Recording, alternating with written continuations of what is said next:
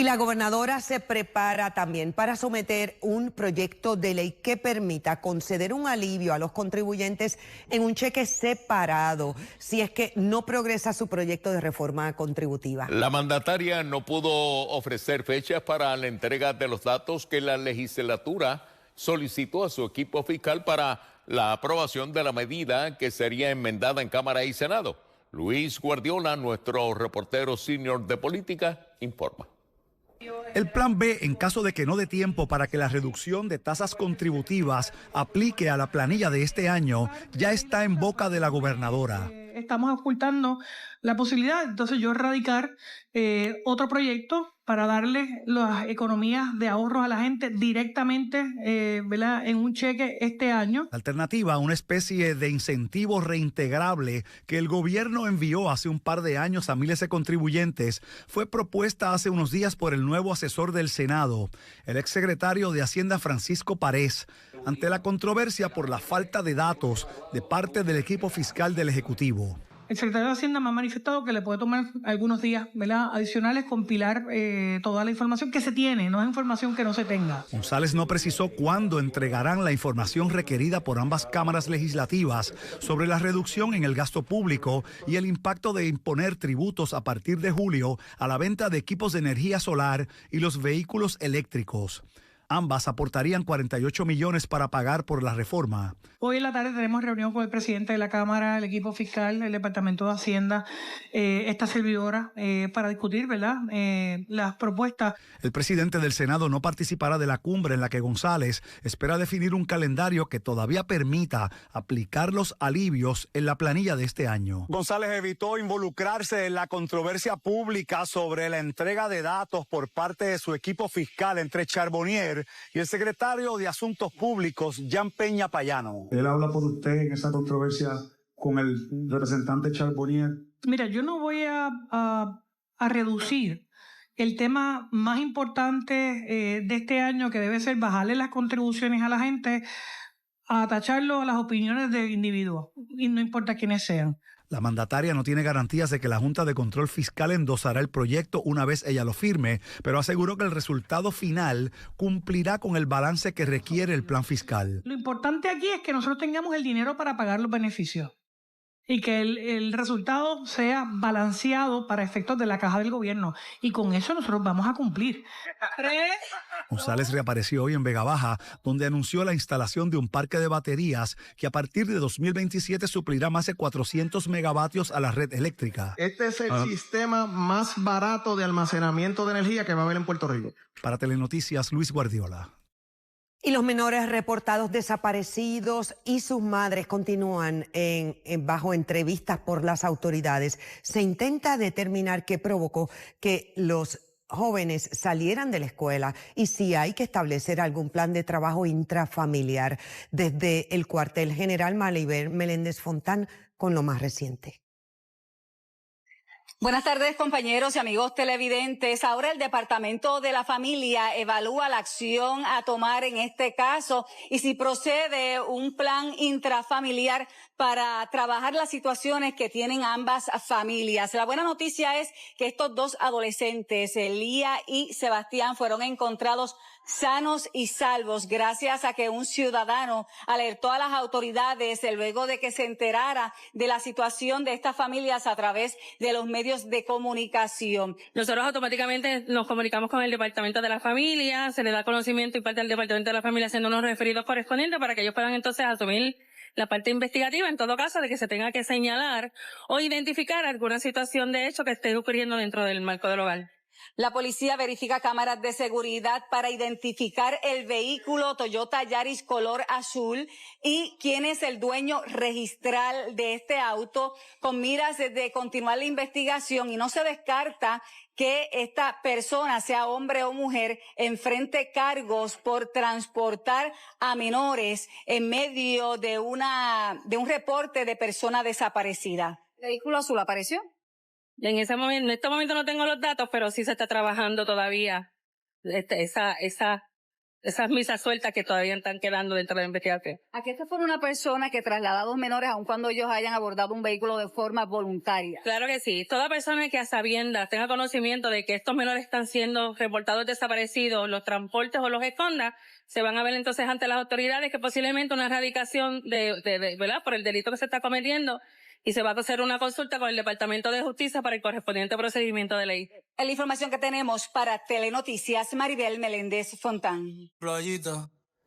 Amigas y amigos, el medio tiempo del Super Bowl será histórico con la primera presentación española a cargo de Bad Bunny y también contará con intérpretes de lenguaje de señas. Y será una puertorriqueña que va a estar a cargo de esa labor. Jeremy Ortiz conversó con ella y nos cuenta de qué se trata.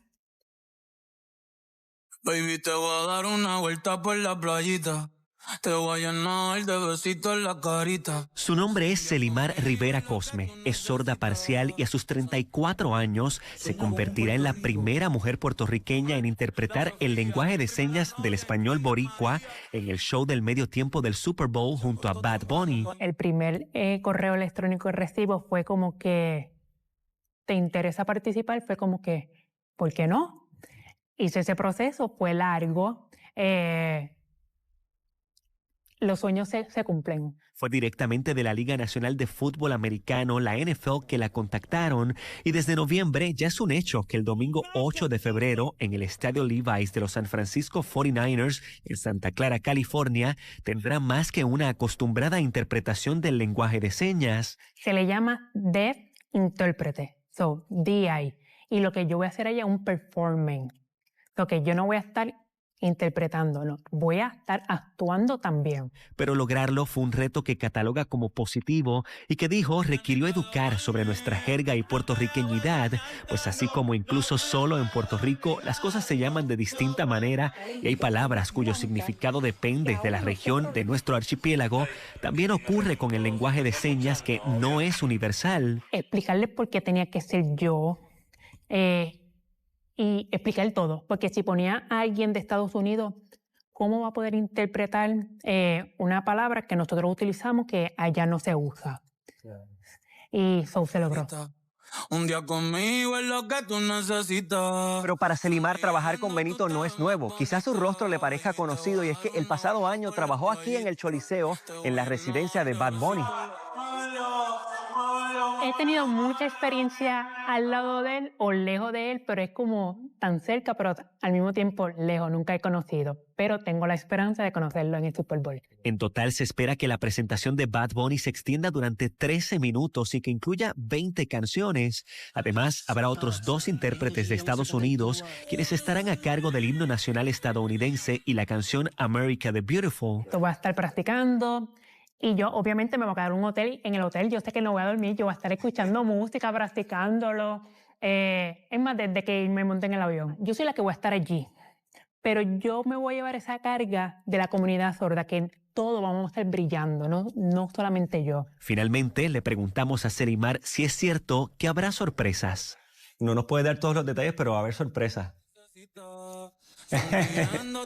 Para Telenoticias, Jeremy Ortiz.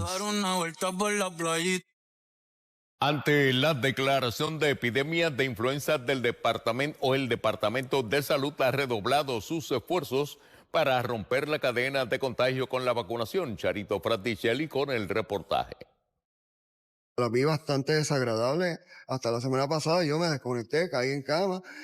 Uno siente que son como unos puñetazos que le dan de acá para acá, de aquí para acá, de aquí hasta la cuenca del ojo. Sí, ya estoy protegida, gracias a Dios. ¿Qué exhortación le hace? Bueno, que se vacunen todo el mundo. Desde esta mañana, un espacio en el Santa Rosa Mall se convirtió en centro de vacunación contra la influenza, a donde acudieron decenas de adultos mayores. ¿Qué la motivó a venir a vacunarse hoy? Bueno, fue de casualidad, estaba en el laboratorio y entonces los vi y dije, pues te vas a aprovechar, porque el año pasado no me vacuné. Y me va a dar, pues, que me dé leve. Muy bueno iniciativa de ellos para vacunar los que no tienen plan y los que se le hicieron tarde. Esta iniciativa, que se replicaba simultáneamente en varios municipios de la isla, constituye un esfuerzo colaborativo e interagencial para tener presencia en centros comerciales y actividades fuera del ordinario. Estamos promediando 13,000, 12,000 dosis de vacuna por semana.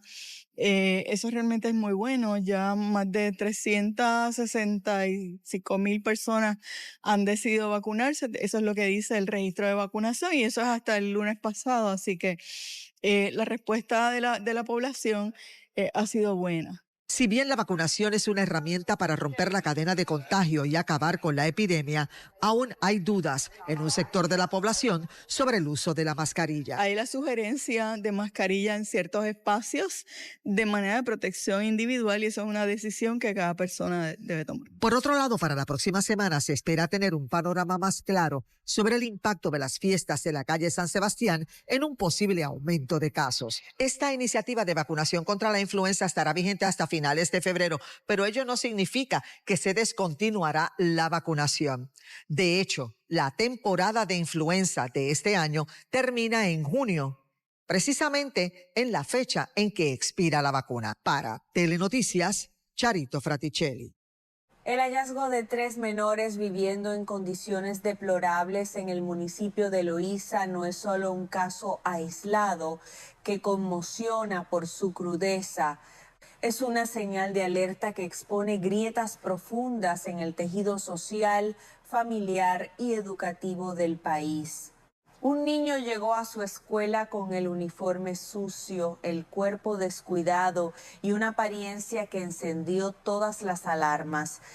Ese gesto silencioso, no una llamada, no una denuncia directa, fue el punto de partida de un rescate que, según confirman las autoridades, evitó consecuencias aún más graves. El incidente comenzó a revelarse cuando personal escolar notó que el menor no se encontraba en condiciones adecuadas. No fue una sospecha ligera. Fue una observación sostenida, ropa sucia, signos visibles de abandono y una presencia que contrastaba con la de sus compañeros. La escuela, como tantas veces ocurre en comunidades vulnerables, actuó como el primer espacio de protección real para el menor. La escuela como detector de abandono. En Puerto Rico, como en muchas jurisdicciones de Estados Unidos y América Latina, el sistema escolar se ha convertido en uno de los principales detectores de maltrato y negligencia infantil. Los maestros, directores y trabajadores sociales escolares no solo educan, observan, detectan cambios de conducta, ausencias prolongadas, deterioro físico y emocional. En este caso, la dirección escolar citó a la madre del menor al identificar señales claras de descuido. Lejos de resolver la situación de forma inmediata, ese encuentro activó un protocolo más amplio. El Departamento de Educación, consciente de la gravedad potencial, dio paso a la intervención de trabajadores sociales y del Departamento de la Familia. El hogar. Un escenario que confirmó los temores. Cuando los equipos interagenciales llegaron al hogar ubicado en el barrio Medianía Alta, sector Mini en Loíza, la preocupación inicial se transformó en certeza. Allí no había un solo menor en riesgo. Había 3. Además del niño que motivó la investigación inicial, se encontraban otros 2 menores de 12 y 15 años respectivamente. Según información preliminar, los 3 vivían en condiciones que las autoridades describieron como deplorables. No se trataba únicamente de desorden o pobreza material, se trataba de un entorno incompatible con el bienestar básico de cualquier menor. Más alarmante aún fue la confirmación de que los 2 adolescentes no asistían a la escuela desde el inicio del semestre escolar. Esa ausencia prolongada no había sido detectada previamente por el sistema educativo, lo que abre interrogantes incómodas sobre los mecanismos de seguimiento y comunicación entre agencias. Cuando la negligencia se vuelve invisible, uno de los elementos más perturbadores de este caso es el tiempo. No fue un episodio reciente ni una crisis puntual. Todo apunta a un patrón sostenido de negligencia. Los menores llevaban meses fuera del sistema escolar, fuera del radar institucional y en muchos sentidos fuera de la mirada colectiva. La negligencia infantil rara vez es ruidosa, no siempre deja moretones visibles ni genera llamadas desesperadas. A menudo se manifiesta en silencios prolongados, en ausencias que se normalizan, en rutinas rotas que nadie cuestiona hasta que alguien por fin lo hace. En comunidades donde la pobreza estructural convive con la sobrecarga familiar, estos casos pueden pasar desapercibidos durante demasiado tiempo. El rol del Departamento de la Familia. Tras el hallazgo, el Departamento de la Familia asumió la custodia de los menores y activó los protocolos de protección. En esta etapa, la prioridad es garantizar la seguridad inmediata, evaluar el estado físico y emocional de los niños y determinar los próximos pasos legales y sociales. El proceso no es automático ni sencillo.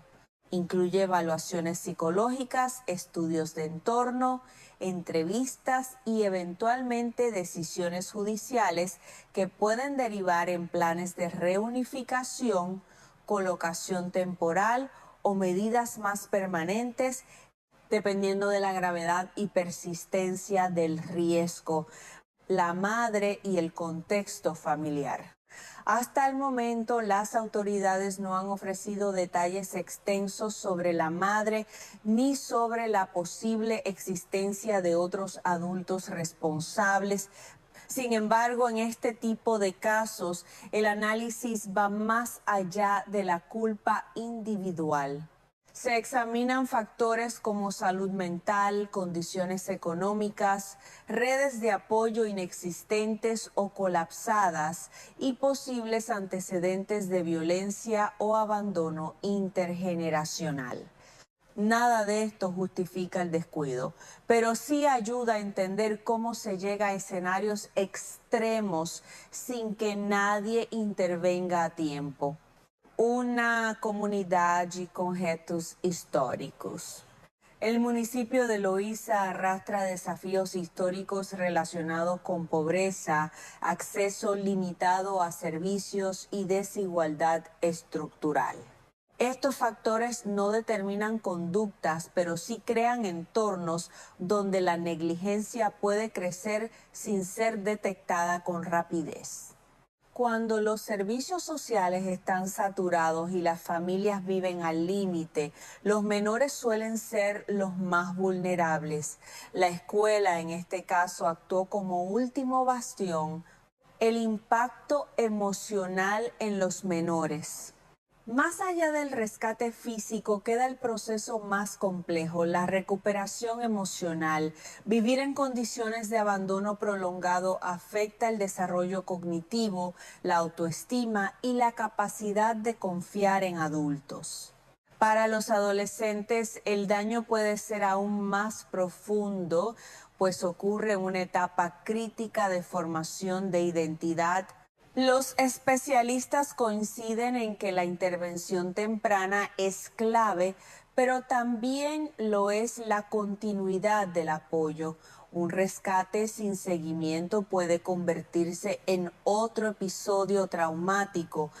Una pregunta inevitable.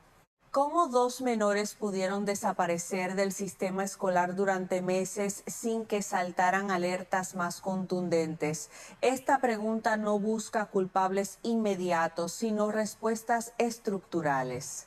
El caso obliga a revisar protocolos de asistencia, comunicación interagencial y seguimiento de ausencias prolongadas.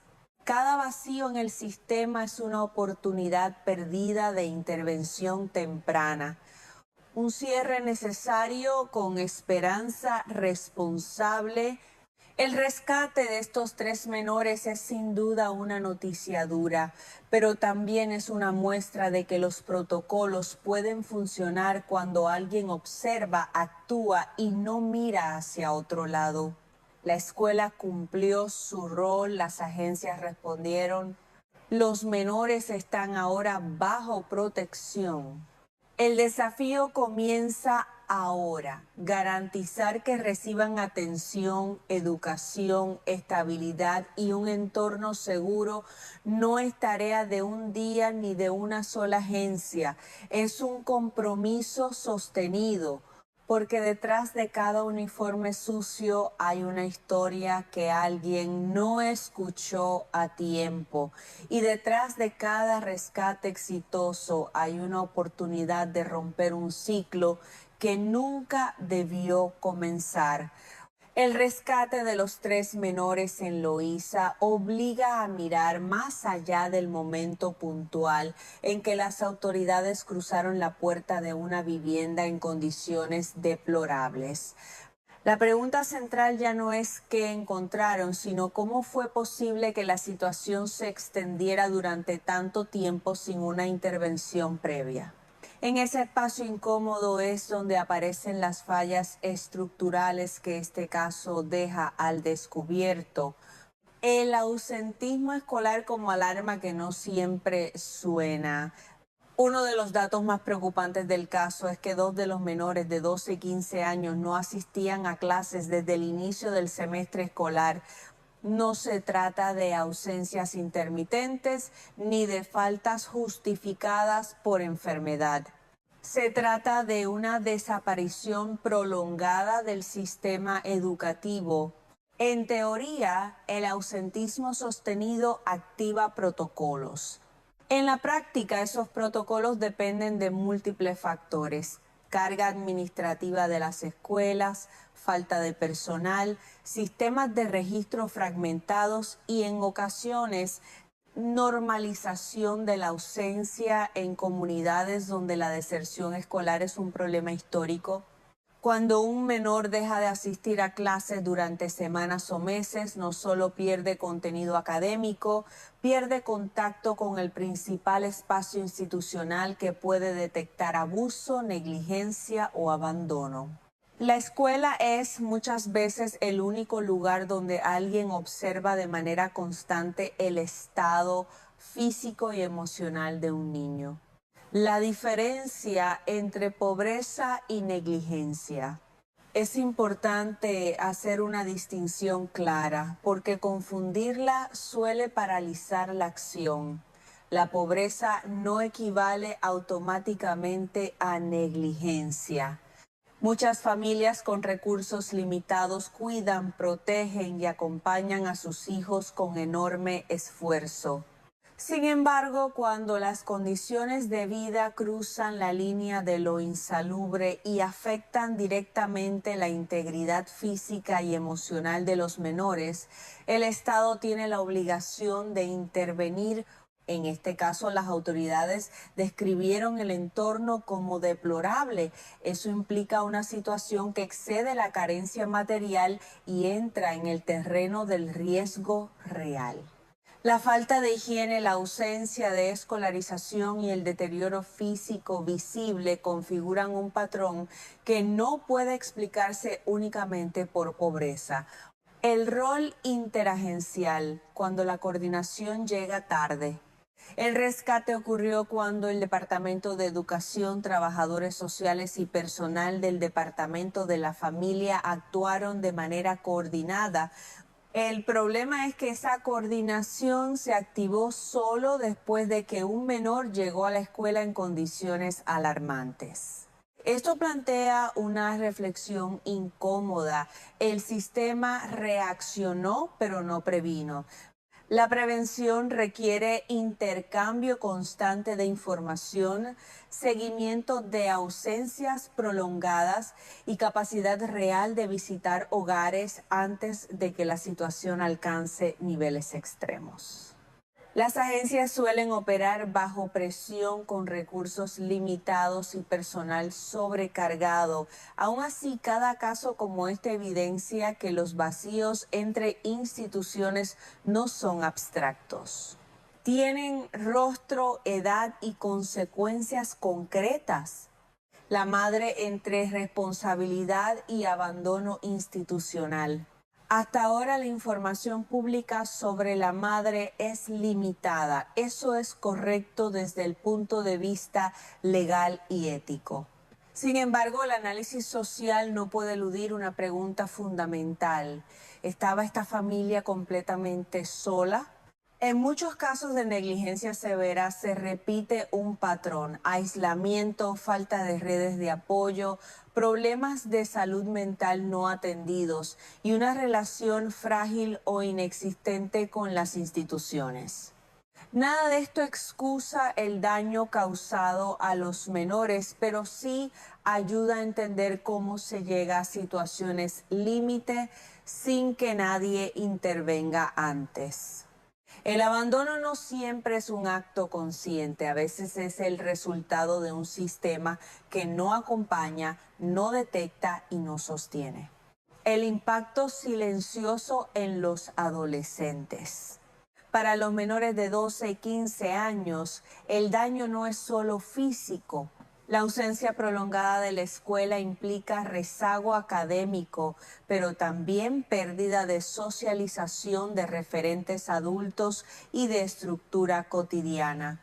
En la adolescencia, esa desconexión puede marcar trayectorias futuras de exclusión. Los especialistas advierten que el trauma por negligencia sostenida no siempre se manifiesta de inmediato. Puede aparecer años después en forma de ansiedad, dificultades de apego, problemas de conducta o abandono escolar definitivo si no hay una intervención consistente. La comunidad como actor clave. Casos como este también interpelan al entorno comunitario, vecinos, familiares extendidos, líderes comunitarios, no desde la culpa, sino desde la corresponsabilidad. Cuando una familia se aísla por completo y los menores dejan de verse, algo falla en la red social más cercana. La prevención del maltrato infantil no puede recaer únicamente en el Estado. Requiere comunidades alertas, informadas y empoderadas para activar mecanismos de ayuda antes de que la situación sea irreversible. ¿Qué sigue ahora? Los menores se encuentran bajo custodia y protección. Ese es el primer paso, no el final. Ahora comienza un proceso largo: evaluaciones médicas, apoyo psicológico, reintegración educativa y decisiones legales sobre custodia y entorno familiar.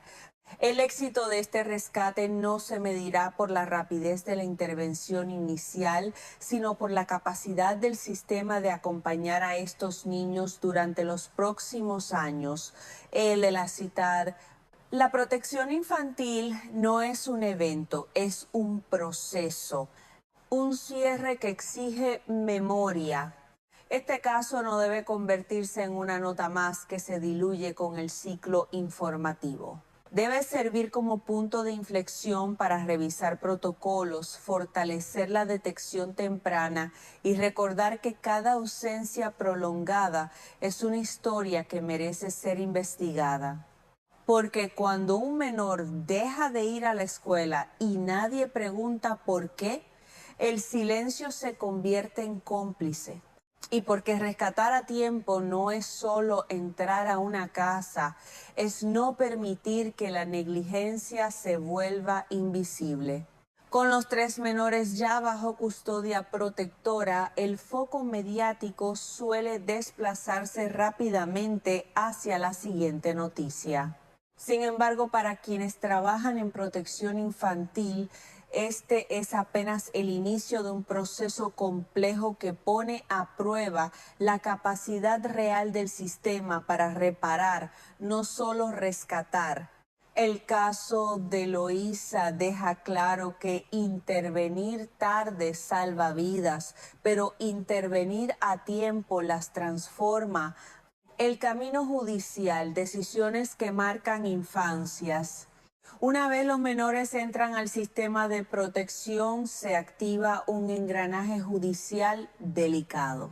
Jueces, trabajadores sociales, psicólogos y abogados deben evaluar no solo lo ocurrido, sino qué es lo menos dañino a largo plazo. La ley exige ponderar reunificación familiar cuando sea posible, pero también prioriza la seguridad y estabilidad del menor. Estas decisiones no se toman en abstracto. Cada informe, cada visita supervisada, cada evaluación emocional pesa. Un error puede devolver a un menor a un entorno que no cambió. Una demora excesiva puede prolongar la incertidumbre y el trauma. El equilibrio es frágil y exige recursos humanos especializados que en muchos casos son insuficientes. El reto de volver a la escuela para los dos adolescentes que llevaban meses fuera del sistema educativo, la reintegración escolar será uno de los mayores desafíos. No se trata solo de ponerse al día académicamente. Se trata de volver a confiar, de adaptarse a rutinas, de enfrentar posibles estigmas y de reconstruir una identidad estudiantil interrumpida. Las escuelas que reciban a estos menores necesitarán apoyo adicional, consejeros, psicólogos escolares y planes individualizados. Sin ese acompañamiento, el riesgo de abandono definitivo aumenta de forma significativa. La educación en este contexto es una herramienta de protección tanto como un derecho. Prevención, la gran deuda pendiente. Si este caso deja una lección central, es que la prevención sigue siendo el eslabón más débil. Detectar a tiempo requiere sistemas de información integrados, alertas automáticas por ausentismo prolongado y la capacidad real de salir del escritorio y entrar al hogar antes de que la situación sea extrema. También requiere formación continua para personal escolar y comunitario. Saber cuándo una señal es suficiente para activar un protocolo puede marcar la diferencia entre una intervención temprana y un rescate de emergencia. El rol de la comunidad y la denuncia responsable. Existe aún un temor cultural a meterse en asuntos familiares. Ese temor, aunque comprensible, puede convertirse en silencio peligroso. Denunciar no es castigar, es activar ayuda. Cuando un menor desaparece del entorno escolar, cuando no se le ve durante meses, cuando hay señales persistentes de abandono, la denuncia responsable es un acto de cuidado. Fortalecer campañas de orientación comunitaria y líneas de comunicación accesibles es clave para romper el aislamiento en el que suelen crecer estos casos. Lo que ese caso representa. Lo ocurrido en Eloísa no define a una comunidad, pero sí refleja tensiones sociales reales, pobreza estructural, sistemas sobrecargados y familias que se quiebran sin apoyo suficiente. Ignorar ese contexto sería tan dañino como justificar la negligencia. La verdadera respuesta está en sostener a las familias antes de que colapsen y en proteger a los menores cuando ese sostén falla. Un cierre con responsabilidad colectiva. Hoy 3 menores están a salvo, eso importa, pero mañana habrá otros niños en riesgo si las lecciones no se traducen en acción. Cada caso como este es una oportunidad para corregir fallas, reforzar protocolos y recordar que la protección infantil no es una tarea exclusiva del Estado, sino una responsabilidad compartida. Porque cuando una escuela observa y actúa, cuando una agencia responde y cuando una comunidad no mira hacia otro lado, la negligencia deja de ser invisible. Y en ese punto exacto, cuando el silencio se rompe, comienza la verdadera prevención. El rescate de los 3 menores en Loíza ya forma parte de los expedientes oficiales, de los informes interagenciales y de la cobertura noticiosa, pero su verdadero valor social no reside en el archivo, sino en la capacidad colectiva de no permitir que el patrón se repita. Cada caso de negligencia infantil severa no es solo una tragedia individual, es un espejo que devuelve la imagen de un sistema que llegó tarde. La trampa de la reacción y el olvido. Uno de los riesgos más frecuentes tras este tipo de intervenciones es la normalización posterior. Se rescatan los menores, se activan los protocolos, se emiten comunicados y con el paso de los días el caso desaparece del debate público. Esa dinámica es peligrosa porque transmite la falsa sensación de cierre. En realidad nada está cerrado. El daño emocional no se repara con una sola acción. La ausencia escolar no se corrige automáticamente. Y las fallas que permitieron que 2 adolescentes desaparecieran del sistema educativo durante meses siguen ahí si no se corrigen de manera estructural. La escuela como último refugio y primera línea. Este caso reafirma una verdad incómoda. En muchas comunidades, la escuela es el último refugio efectivo para detectar abandono. Cuando la familia falla, cuando el entorno comunitario no responde y cuando otras agencias no llegan, la escuela sigue siendo el espacio donde alguien mira de cerca. Pero esa responsabilidad no puede recaer únicamente en maestros y directores. No es justo ni sostenible. La observación debe ir acompañada de canales de acción ágiles, personal suficiente y respaldo institucional real. Detectar sin poder intervenir a tiempo genera frustración y desgaste profesional, ausencias que deben doler. Que 2 menores no asistieran a clases desde el inicio del semestre sin que se activara una alerta contundente obliga a replantear cómo se entiende el ausentismo. No puede seguir tratándose como un dato administrativo. Cada ausencia prolongada debe dolerle al sistema. Debe generar preguntas inmediatas, no excusas acumuladas. En muchos casos, la carga de trabajo, la burocracia y la falta de integración tecnológica diluyen la urgencia, pero los menores no viven en sistemas, viven en tiempo real. El costo invisible para el futuro.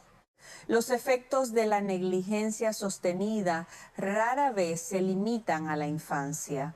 Estudios en desarrollo infantil señalan una correlación directa entre abandono prolongado y dificultades futuras en empleo, relaciones interpersonales y salud mental. Cuando el sistema falla hoy, el costo se paga mañana, muchas veces en forma de exclusión social o intervención tardía. Por eso, cada caso rescatado debe ser tratado como una inversión preventiva fallida, no para castigar, sino para corregir. La comunidad como red, no como espectadora. En Loíza, como en muchas comunidades del país, existe una red social viva, solidaria y culturalmente fuerte. Pero incluso las comunidades resilientes pueden quedar desbordadas cuando la negligencia se esconde puertas adentro. Romper el aislamiento requiere educación comunitaria constante. No basta con decir denuncien. Hay que explicar cómo, cuándo y por qué. Hay que desterrar la idea de que alertar es traicionar. Alertar es cuidar. El deber de acompañar a largo plazo. Los menores rescatados necesitarán estabilidad, seguimiento psicológico, acompañamiento educativo y adultos confiables que no desaparezcan con el ciclo noticioso. La continuidad es el verdadero desafío del sistema de protección. Demasiados casos fracasan no en el rescate, sino en el seguimiento. Cambios constantes de personal, sobrecarga de expedientes y recursos limitados erosionan procesos que requieren constancia. Una responsabilidad que no termina. Este caso no debe recordarse solo como un rescate exitoso, sino como una advertencia. La protección infantil no puede depender del azar de que un menor llegue a la escuela en condiciones visibles de abandono. Debe ser el resultado de un sistema que busca activamente antes de que el daño sea extremo. Cierre que este caso no sea en vano. 3 menores fueron rescatados, eso importa. Pero lo que definirá el verdadero impacto de este caso será lo que cambie después. Protocolos más ágiles, alertas más tempranas, comunidades más informadas y agencias más conectadas. Porque cada niño que pasa meses fuera de la escuela, fuera del radar y fuera del cuidado básico es una señal de que algo falló. Y porque la verdadera protección no comienza cuando se entra a una casa en condiciones deplorables, sino cuando se evita que esa puerta tenga que abrirse en primer lugar. Mientras ese aprendizaje no se traduzca en acción sostenida, el riesgo seguirá latente y la responsabilidad compartida